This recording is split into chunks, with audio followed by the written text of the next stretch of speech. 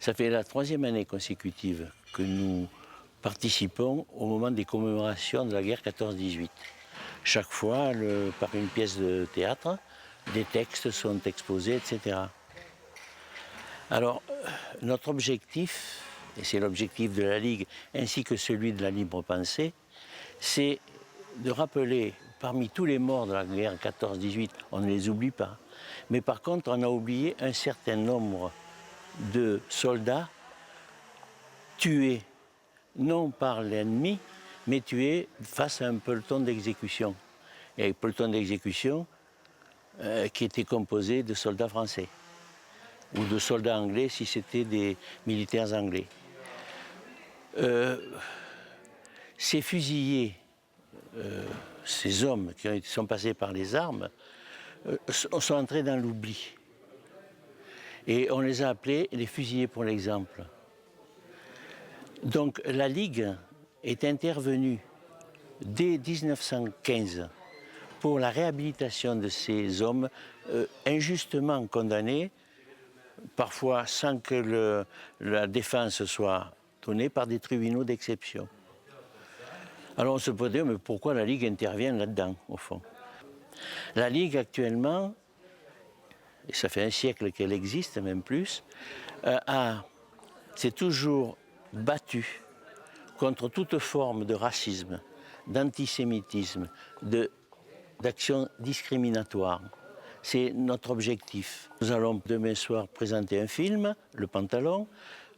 Mardi soir, nous présenterons Joyeux Noël, toujours dans le même esprit. Mais on fait remarquer toujours, et d'ailleurs c'est indiqué sur la banderole, là, pour les fusillés, pour l'exemple. C'est notre combat, c'est le combat de la Ligue sur le plan national. Nous ne sommes pas les seuls. Il y a beaucoup de sections nationales qui y participent, et nous travaillons la main dans la main avec la libre pensée des Hautes-Pyrénées.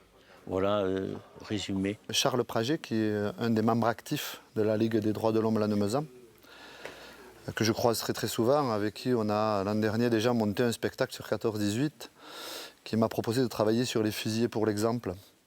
Et Charles a mis sous mes yeux un cas un petit peu particulier, voilà, le cas du sous-lieutenant Jean-Julien Chapelan, qui a été non seulement fusillé pour l'exemple donc par ses camarades, puisqu'on demandait à un peloton français de fusiller des Français, mais non seulement ça, vu qu'il était blessé et qu'il ne pouvait pas se lever, on l'a fusillé sur son brancard. On l'a mis contre un arbre, et voilà, et on l'a fusillé.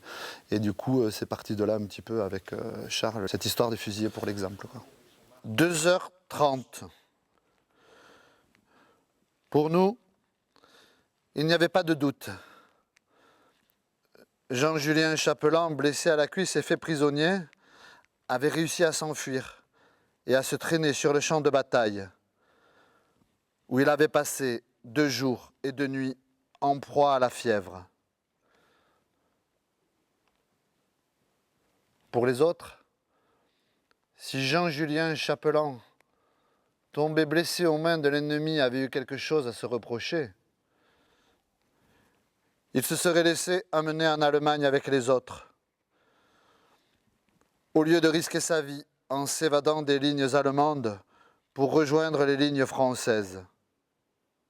Quand on a décidé de travailler sur les fusillés, j'ai essayé de lire le plus possible les différents cas qu'il y avait eu en tant que fusillé pour l'exemple. Et c'est à la suite justement de ces lectures et de ces cas que plutôt que de se mettre à la place d'un des fusillés pour l'exemple, avec donc Pitot qui est le metteur en scène, on a décidé de placer le personnage principal comme s'il avait fait partie du peloton d'exécution. Donc c'est lui qui raconte. Donc le personnage est un personnage romancé.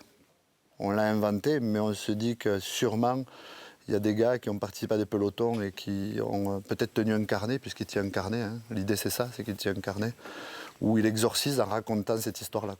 Après un violent bombardement, les Boches montent à l'assaut. Octobre Et débordent de l'opposition par la droite.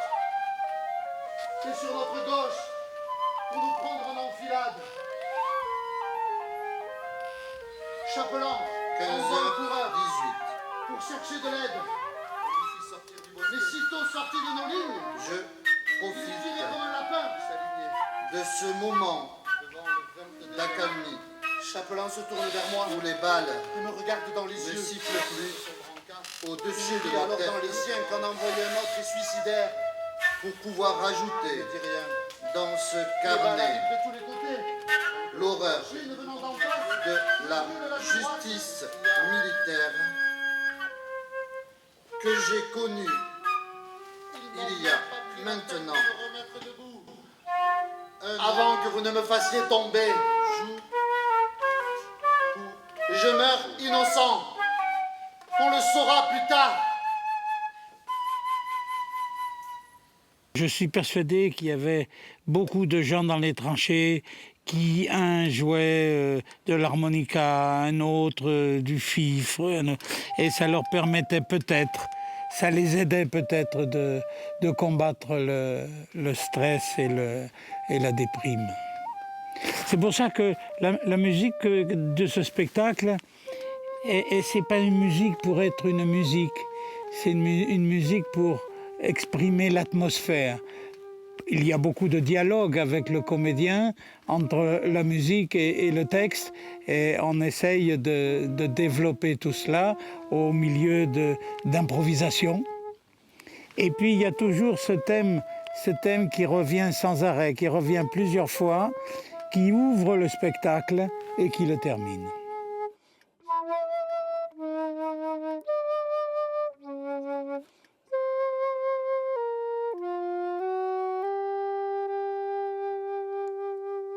J'ai été contacté par Hervé Carrère pour jouer ce spectacle-là. Très vite, un petit peu pris par le temps, et puis j'ai refusé dans un premier temps de jouer. Par contre, j'ai dit que je voulais m'investir dans ce spectacle, tant au niveau de l'écriture que de la mise en scène. Parce que moi, ça fait 4 ans que j'avais envie de travailler sur un spectacle de 14-18. J'avais envie de parler de ces gens-là.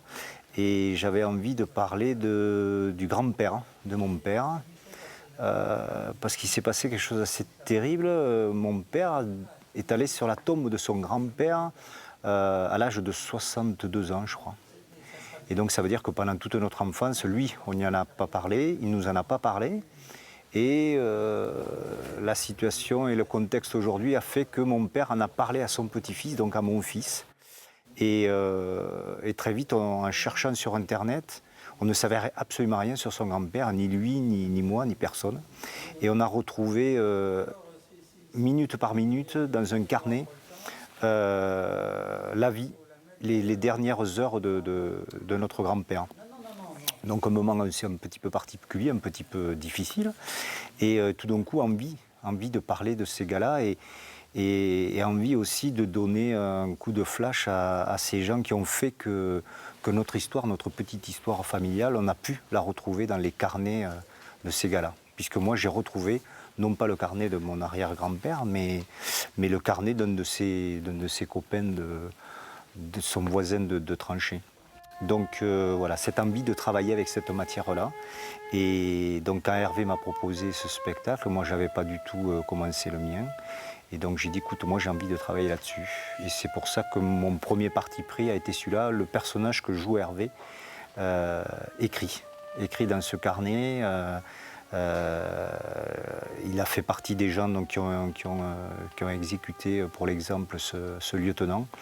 Et il espère, en remplissant ce carnet, qu'un jour la vérité viendra. Et dans notre histoire, on ne sait pas du tout si ce carnet a été retrouvé, pas retrouvé. On laisse ce doute-là. Et j'espère que les spectateurs et les descendants et les petits-enfants auront la même émotion que nous, on a eu en travaillant ces quelques jours avec cette équipe.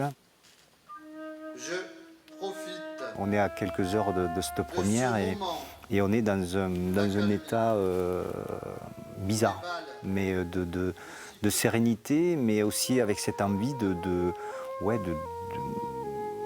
s'engager. Je pense que c'est un spectacle engagé dans le sens où on a envie que ces choses-là ne se reproduisent plus et surtout qu'on puisse aller au bout du travail que fait la Ligue et que continue à faire la Ligue aujourd'hui.